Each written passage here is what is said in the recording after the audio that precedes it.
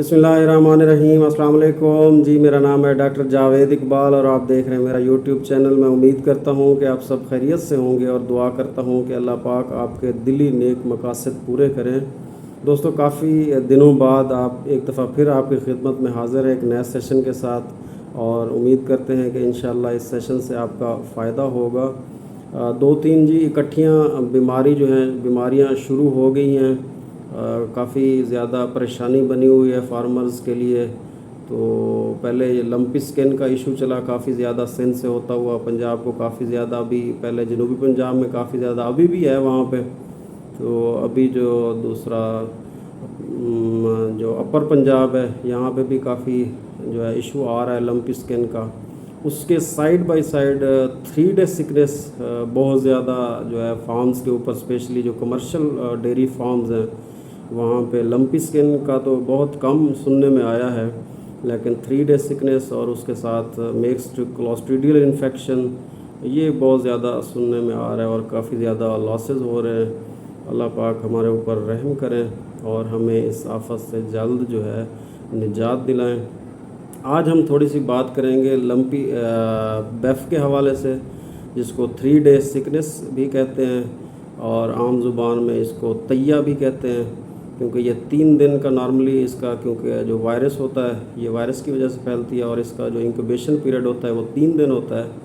Normally होता ये है कि 3 दिन के अंदर जानवर जो है रिकवर हो जाता है, लेकिन साइड बाय साइड जानवर का इम्यून सिस्टम जो है इतना कमज़ोर हो जाता है कि सेकेंडरी बैक्टीरियल इन्फेक्शन की वजह से जो है जानवर का ये इशू जो है प्रोलॉन्ग हो जाता है और बाज़ दफ़ा खुदा न खास्ता ये मॉर्टेलिटी तक भी चला जाता है। नॉर्मली जी इसमें जो बीमारी की शरह है वो तो बहुत ज़्यादा है, 80% तक जानवर भी इससे मुतासर हो सकते हैं, लेकिन जो लिटरेचर कहता है कि इसमें अमवात की शरह कम है 1 to 2%, लेकिन कहीं कहीं इसकी 10% तक भी रिपोर्ट हुई है मॉर्टेलिटी। लेकिन उसके साथ जो सेकेंडरी बैक्टीरियल इन्फेक्शन का इशू चलता है ना, उसकी वजह से ये रेशो शायद इससे भी काफ़ी ऊपर जो है चली जाती है। ये जो बेफ की बीमारी है ये फैलती है जी मक्खी मच्छर के ज़रिए।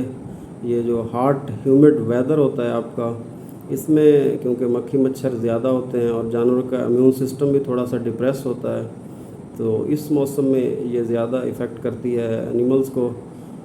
इसका जो, क्योंकि आपको पता है जो वायरल डिजीज़ हैं उनका कोई फ़िलहाल जो है ट्रीटमेंट डिस्कवर नहीं हुआ एज सच।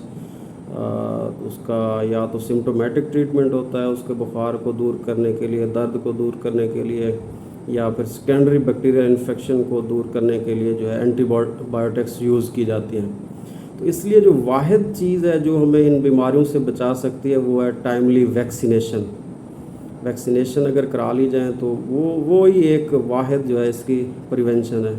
अब वैक्सीनेशन में आगे आ जाता है हमारा अलमिया ये है कि पाकिस्तान के अंदर जो अच्छी कंपनियां हैं यूरोप की, जैसे MSD हो गई, वो यहाँ पे रजिस्टर्ड नहीं है वैक्सीन। वो आती है दुबई से, ब्लैक समझ लें पाकिस्तान में, क्योंकि वो रजिस्टर्ड नहीं है। तो एक दो लोग हैं जो थोड़े से अथेंटिक हैं, मतलब वो कोल्ड चेन का एहतियात रखते हैं और कॉरपोरेट फार्म्स वगैरह को भी वो डिलीवर करते हैं वैक्सीन। और एक जो है पाकिस्तान की एक और कंपनी भी यहाँ पे कर रही है कोरिया से एक वैक्सीन, उसके मुतालिक भी मिले जुले से रिस्पांस हैं लोगों के कि वैक्सीन की है, उसकी वजह उसके बावजूद भी आ गई है। इवन कई लोग तो जो दूसरी वैक्सीन है बेफ की जोएटस कंपनी की, वो भी करते हैं, तो उसके बावजूद भी इशू आ जाता है। मेरे ख्याल में ये शायद इशू वैक्सीन का नहीं है, क्योंकि ये जो वायरस है मल्टी स्ट्रेन तो नहीं है, एक ही इसकी स्ट्रेन है जो थ्रू आउट दी वर्ल्ड चलती है। लेकिन इसमें इशू ये है कि ये RNA वायरस है, ये अपने आप को म्यूटेट बहुत जल्दी कर लेता है। तो मेरी अपनी ज़ाती जो परसेप्शन है वो ये है कि शायद वो इस वजह से जो केसेस आ जाते हैं, या ज़्यादा उसमें जो इशू आ सकता है वो कोल्ड चेन का हो सकता है, कि जो यहाँ पे ब्लैक में आती है जोएटस की वैक्सीन, उसमें शायद कोल्ड चेन प्रॉपर मेंटेन ना होता हो। बाहरकैफ ये देखने में ज़रूर आया है कि काफ़ी सारे लोग कहते हैं कि वैक्सीन की है उसके बावजूद इशू आ गया तो क्या फ़ायदा है वैक्सीन करने का। लेकिन मैंने ये पर्सनली देखा है जहाँ पे वैक्सीन हुई है تو وہاں پہ خدا نخواستہ ڈیزیز اٹیک آتا بھی ہے تو وہ اس کی سویرٹی اتنی نہیں ہوتی جتنی وہ آپ جو ہے ان ویکسینیٹڈ اینیملز ہوتے ہیں، اس میں کافی حد تک جو ہے اس کی سویرٹی کے اندر فرق ہوتا ہے۔ تو اس وجہ سے ویکسین جو ہے لازمی کرنی چاہیے، اس کے بغیر آپ کے پاس کوئی چارہ نہیں ہے ویکسین کرنے کے علاوہ۔ دوسرا پھر آ جاتا ہے ویکٹر کنٹرول کا، کہ یہ جو اسپیشلی جو بارش کے موسموں میں مچھر جو ہیں وہ بہت زیادہ ہو جاتے ہیں، تو اس کے لیے ایک فوگر کا سسٹم ملتا ہے، فوگر جس میں ڈیزل جلتا ہے اور ساتھ میں آپ اس کو سائپرمیتھرین بھی ایڈ کر سکتے ہیں۔ تو وہ آپ اگر رات کے وقت، صبح کے وقت ارلی مارننگ اور شام کے وقت مغرب کے ٹائم اور رات کو بھی ایک آدھ دفعہ جس طرح بھی ہم اس وقت 3 ٹائم فارم کے اوپر پریکٹس کر رہے ہیں فوگنگ کی، تو وہ کافی جو ہے ایک افیکٹو طریقہ ہو سکتا ہے۔ وہ پہلے ایک شارٹ سی بنائی تھی ویڈیو میں نے، وہ بھی میں اس کا لنک دے دوں گا ڈسکرپشن میں۔ تو وہ ایک کافی جو ہے افیکٹو ہو سکتا ہے اس کے کنٹرول کے حوالے سے۔ باقی اس میں جو سب سے اہم چیز کہ اگر خدا نخواستہ بیماری آ گئی ہے تو اس میں پھر ارلی ڈیٹیکشن جو ہے وہ بہت میٹر کرتی ہے۔ جتنا آپ کیس کو ارلی ڈیٹیکٹ کریں گے تو اتنا ہی جانور کے ریکوری کے چانس بہتر ہوتے ہیں۔ اب اس میں جو کلینیکل سائنز ہوتے ہیں اس میں جو زیادہ تر چیزیں دیکھنے میں آتی ہیں کہ سڈن ڈراپ کر جائے گا دودھ، جانور جو ہے بالکل یکدم ہی ختم کر جائے گا، کم کر دے گا۔ اس کے ساتھ جو ہے ٹمپریچر 104-105 تک چلا جاتا ہے جانور کا موسٹلی، اور ساتھ اس کے بعض دفعہ شیورنگ جو ہے یا سکن ٹویچنگ، یہ اس طرح کے جانور سائن شو کرتا ہے، لیمنس کے شو کرتا ہے سائن۔ بعض دفعہ جانور جو ہے بیٹھ جاتا ہے، تو اس کو آپ ایز سون ایز پاسیبل جو ہے اس کو آئیڈینٹیفائی کریں اور اس کو ٹریٹمنٹ دیں۔ انسیڈز دینے ہوتے ہیں، ساتھ میں اگر وہ جانور بیٹھ گیا ہے تو کیلشیم تھراپی کرنی ہوتی ہے، اور ساتھ میں اگر دوسرا جو سیکنڈری بیکٹیریل انفیکشن کو روکنے کے لیے آپ نے جو ہے اینٹی بایوٹکس دینے ہوتے ہیں۔ دوسرا اس پہ ایک اور چیز جو ہے جس پہ میں بات کرنا چاہوں گا کہ اس میں جانور کے ساتھ بہت زیادہ زبردستی نہیں کرنی چاہیے اس کو اٹھانے کے لیے، کیونکہ جو یہ ایک انفلیمیٹری ڈیزیز ہے، تو جانور کو جتنا ریسٹ دیں گے تو وہ اس کے لیے زیادہ جو ہے بہتر ہے، بجائے اس کے کہ آپ اس کو زبردستی اٹھانے کی کوشش کریں تو وہ فائدے کی بجائے اس سے نقصان ہو سکتا ہے۔